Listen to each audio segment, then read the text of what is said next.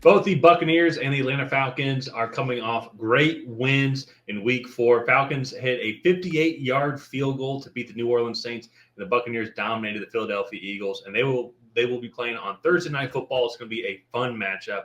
My name's Tyler, and here's my brother Ryan. We're going to break down the Buccaneers-Falcons Thursday night game for you, the matchups within the game that you need to watch, and at the very end of the video, provide our predictions as well.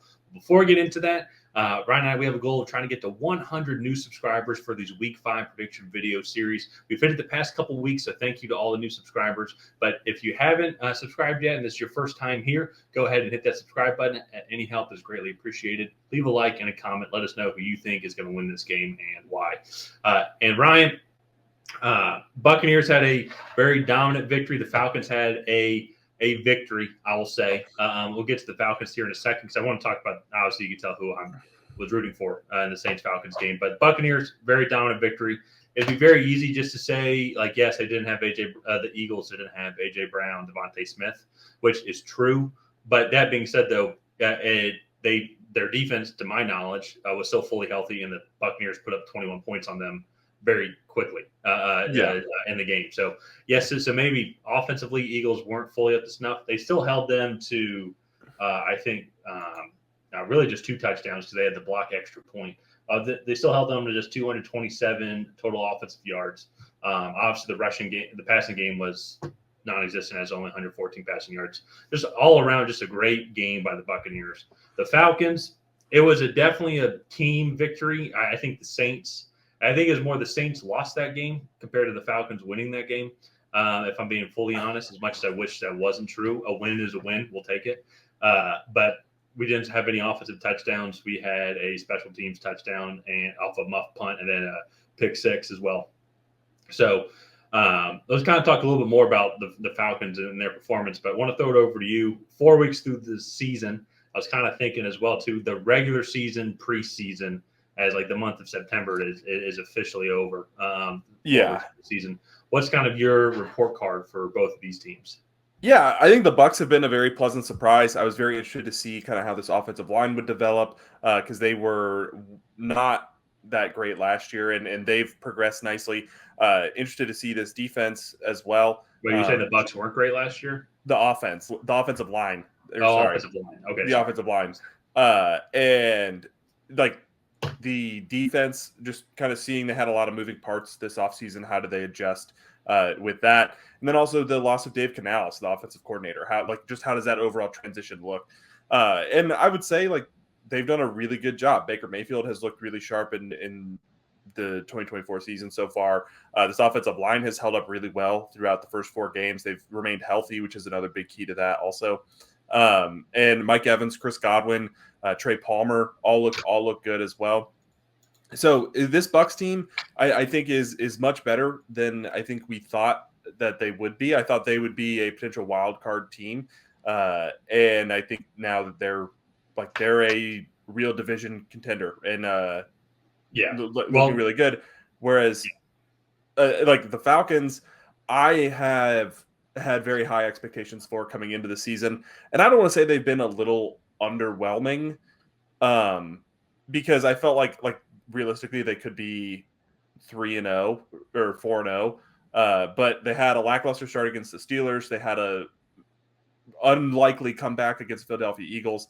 They probably should have beat the Chiefs, but again, some mistakes here or there, whether it was the Falcons themselves or the officiating, again, that's up for debate. And then they are able to sneak one out against the Saints in Week 4, and so they're doing enough to win, and they're being contentious in all of these games. They still just make a lot of mistakes, and from a younger team. And a new head coach, new offensive coordinator, so mistakes that you would kind of expect. Yeah, well, it's with the Falcons, the offensive line is not really performing as well. Or honestly, I'll even say the defensive line, just overall in the trenches, we have not been as spectacular as I would initially like, and that's something I'll touch on here in a second. But I think it's something to be said. It's kind of going back to your point, though, too, with the Buccaneers losing Dave Canales as their offensive coordinator. there's something to be said about how teams handle change as well. And for the Falcons, you got Kirk Cousins come to a new system, you got a first-time offensive coordinator. But then the same thing then too as well with the Buccaneers and their offensive system. When you lose your offensive coordinator, what's that transition going to be like? And definitely offensively, the Bucs have seemed to manage it a lot better. Now the core group of guys still has been primarily there. They also have a better receiving room as well. If we go and look at it right now, Tampa Bay Buccaneers, when it comes to overall just average yards, 18th overall and just offensive yards, but 11th overall in the passing yards. And that's really honestly kind of maybe slanted still a little bit from a very uncharacteristic game against Denver. They only had 146 passing yards against Detroit, but a 24th in rushing, while the Atlanta Falcons, 22nd overall, 19th in overall passing, 20th in overall rushing. So the Bucs definitely have had more success throwing the ball through the air, and that kind of to me is something we want to match up to talk about here in a second. But if you want to bet on this game, Thursday Night Football game, it's always fun. Check out the link down below in the description box. BetUS has a bunch of great promotions going on right now for first-time players here. And so who knows what the odds are going to be kind of come this Thursday night game. Might maybe slightly be the Falcons just because it's at home for a primetime game, but we'll have to kind of wait and see. Also, Kirk Cousins, maybe primetime record might also be weighed against him there, so maybe the Bucs will actually be favored. But to me, I think it's going to be very interesting how the Falcons secondary goes up against the Bucs passing offense. So you have AJ Terrell in the Falcons secondary. You have Jesse Bates. You have Justin Simmons now, which has been an awesome addition here. Right before the season started, D. Alford had a big play on fourth down in the red zone against the Saints today, and so he's been playing decently well. So just houses Saints secondary as well, but how they're going to play, but also the linebacking core as well. I really like our linebacking core. At the monitor, Troy Anderson, he left the game early today. Sorry, not early, late today in the game after having an amazing early game. And at the monitor to see if it was just a little stinger or whatnot, and because his status will definitely want his athleticism on the field against this Bucs passing game, because the Bucs passing game with Mike Evans, Chris Godwin, Cade Otton's coming on, Trey Palmer, who you mentioned, he did lead today's game, so his status also has to be monitored. But they still have Jalen McMillan as well, who's been a good surprise also. Bucky Irving, the running back, he split carries today, and I even think he had a touchdown today, 10 carries, 49 yards, and a touchdown. So the Bucs have good weapons. I think we have a good secondary to cover for all of them. But to me, looking at this, and I kind of alluded to this earlier, is who's going to win in the trenches. One of the reasons why I think the Saints kind of helped us win today, because they just made a lot of mistakes, is I felt they were dominating the trenches. We couldn't really run the ball the way we wanted to. Some of that maybe is Bijan's shoulder was banged up. Tyler Algier actually had more carries than Bijan today. But he had a lot of playing time also. Not as much as Bijan's, but even on the flip side, though, I felt like the Saints were able to kind of move the ball pretty efficiently down the field, and they had a good game plan against us to get the ball out of Derek Carr's hand quickly to Alvin Kamara or Chris Olave. But I felt like we just weren't able to get that push like how we normally have, and we actually lost the battle in the trenches on both sides of the ball. And so that's going to be the key factor as well, because if we're still going to have Ryan Newsel, who made a couple of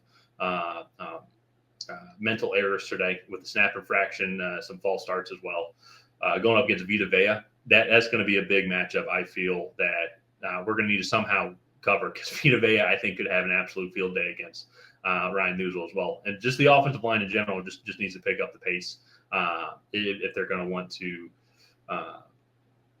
be the effective offense that we saw against the Chiefs on Sunday Night Football.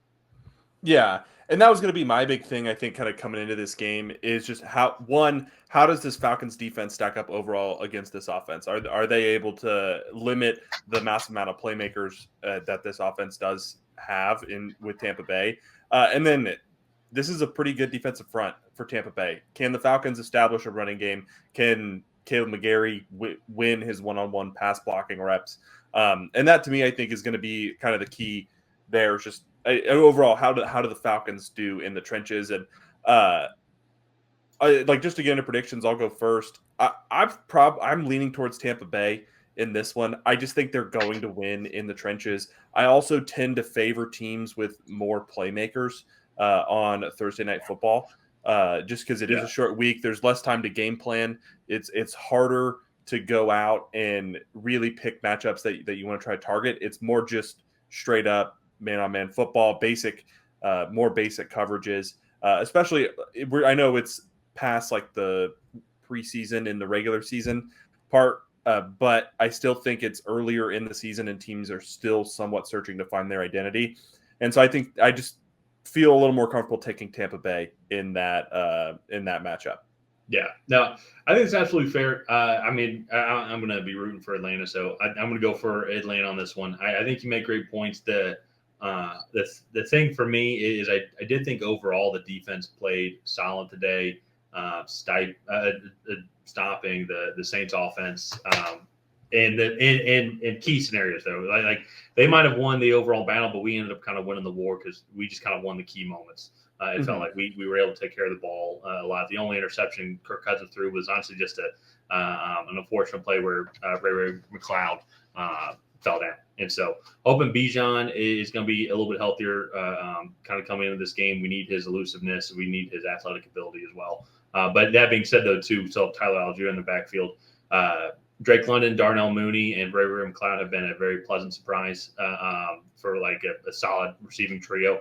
Kyle Pitts needs to get more involved, but at the same time, though, if Kirk Cousins doesn't have the time that he really wants, it's hard for a guy like Kyle Pitts to maybe really develop his routes, just because he's not nearly as quick as the other guys and his ability to get open. And so, but I think it's going to be a great game. I was thinking too. What was the last Thursday night football game? Was it the? It was Cowboys Giants. I'm hoping this might be. I just want to put on a good game for Kirk Herbstreit and Al Michaels. I feel like they get so many just kind of boring games. Yes, the Cowboys Giants Thursday night football game was technically close, but I wouldn't really consider that a good football game. I don't really think either. No, it's pretty sloppy. Well. Yeah, so I'm hoping that this is just a solid 24-17 Falcons victory where they go up 24 really quickly and then like to slowly let the Buccaneers come back, so don't have to worry about it too much. Yeah, well, we'll see. We'll see about that. Let's go ahead. We'll wrap this one up here. If you guys have not already, please go ahead and like and subscribe. Leave a comment down below on who you think is going to come out ahead in this Thursday night matchup here in Week 5. Will it be the Tampa Bay Buccaneers? Will it be the Atlanta Falcons? And other than that, we will see you guys next time.